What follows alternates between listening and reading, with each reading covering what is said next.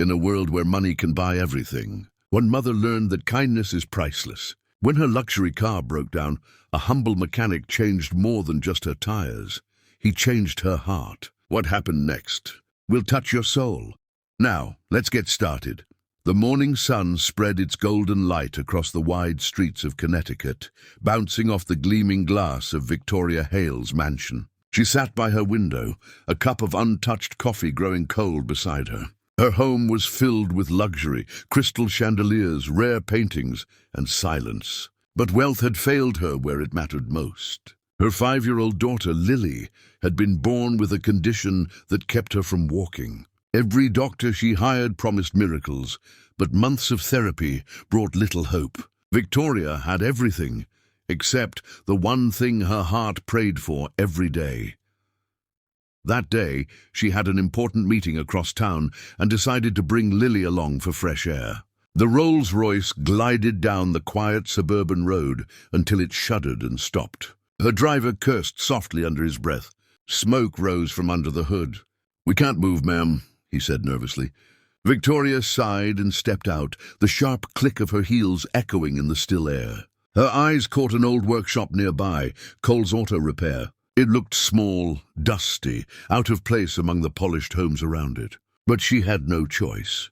Inside the shop, the sound of metal and grease filled the air. A man in his mid-30s, wearing dark jeans and a worn grey shirt, stood over an engine. His name tag read, Ethan Cole.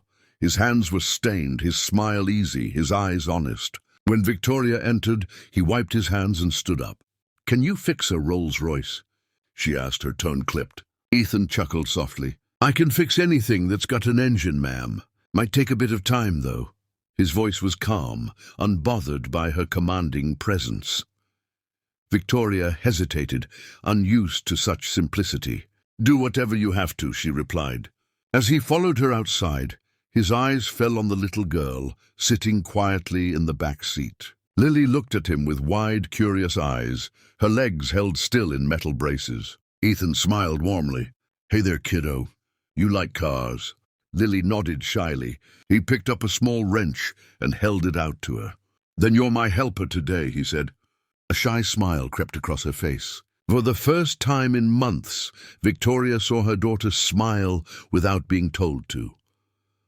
As Ethan worked, he hummed a tune under his breath, explaining every tool he used as if giving a class. Lily giggled at his silly jokes, her small fingers tapping the wrench against the seat. Victoria watched silently. This man, with grease on his arms and dirt under his nails, treated her child with a warmth no specialist ever had. There was no pity in his eyes, only kindness. When the car finally roared back to life, Victoria offered him double payment. Ethan shook his head. "It's just a fix, ma'am. Not worth more than it cost."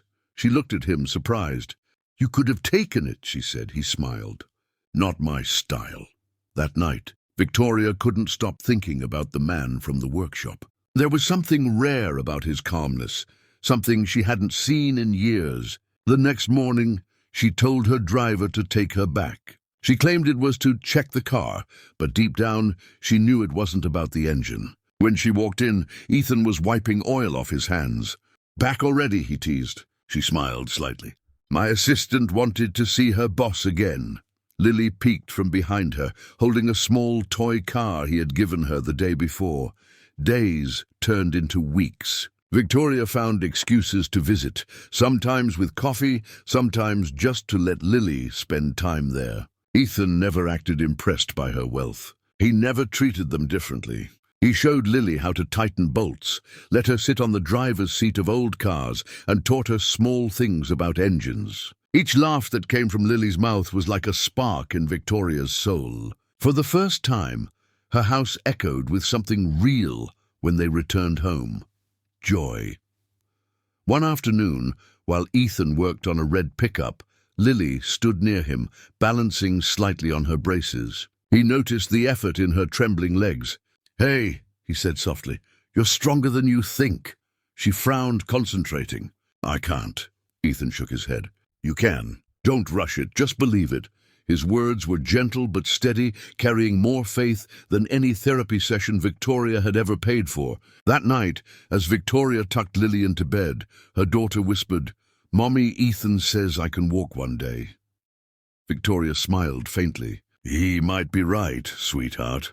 Later, as she sat alone in her office, she looked at the framed awards and contracts lining her wall. They once symbolized success, now they felt hollow. For years, she measured her worth in numbers and headlines. Yet one simple man with nothing to his name had given her something priceless, hope. Victoria wiped her tears quietly, realizing how long it had been since she'd met someone who expected nothing in return. The next morning, she packed lunch for Lily herself, a small act that felt strangely meaningful. "We're going to visit the workshop again," she told her daughter. Lily clapped her hands in excitement. When they arrived, Ethan looked up from under a car and smiled. "Hey, my favorite assistant's here." He wiped his hands and crouched to Lily's level. "Ready to help me again?" She nodded eagerly. Victoria watched them, her heart swelling with gratitude. That day, something shifted inside her completely. The mansion, the cars, the endless meetings, all of it felt distant now. What she wanted couldn't be bought or designed. It was the laughter echoing from that tiny workshop, the grease on Ethan's hands, the courage in her daughter's eyes. For the first time in years, Victoria Hale felt something she hadn't known she was missing: peace. Weeks passed, and the connection between the Hales and Ethan Cole deepened in quiet, unspoken ways. What began as casual visits had turned into part of their lives. Victoria found herself waiting for the moments when Lily would rush to get dressed, excited to visit the workshop. For once, her mornings didn't begin with meetings or calls, but with laughter echoing through her kitchen. Ethan had somehow become more than a mechanic. He was hope wrapped in a simple smile, someone who reminded her what real kindness felt like. On a bright Saturday morning, Victoria invited Ethan to the mansion. "You've fixed every car I own," she said on the phone, "but one of them still needs a little attention." He hesitated, unused to being around people like her. But Lily's cheerful voice in the background convinced him. "Please come, Ethan. Mommy made cookies." He chuckled softly. "Well, I can't say no to that." When he arrived, dressed in his usual jeans and a clean white shirt, he looked oddly out of place among the marble and chandeliers. But Lily ran to him as if he belonged there. Ethan greeted Victoria with his usual modesty, holding his cap in his hands. "You've got a beautiful home, ma'am," he said politely. She smiled faintly. "It's big, but it's been quiet for too long." They went outside to the garden where Lily's therapist was waiting. "She's been showing progress," the woman explained. "She's trying to stand more on her own." Ethan knelt beside Lily, his voice warm. "Hey, my assistant. Ready to show me how strong you are?" Lily grinned, determination lighting her eyes. With his gentle guidance, Lily pressed her small feet into the grass. Her braces gleamed in the sunlight, and her tiny hands clutched his fingers. "You can do it, Lily," Ethan whispered softly. Victoria stood a few feet away, her heart pounding. The therapist watched silently, her breath caught in her throat. Lily trembled, her knees shaking, and then she took one hesitant step forward. Just one, then another. Ethan's eyes glistened as he steadied her. Victoria covered her mouth, tears spilling freely. It was a small step, but for her, it was the whole world.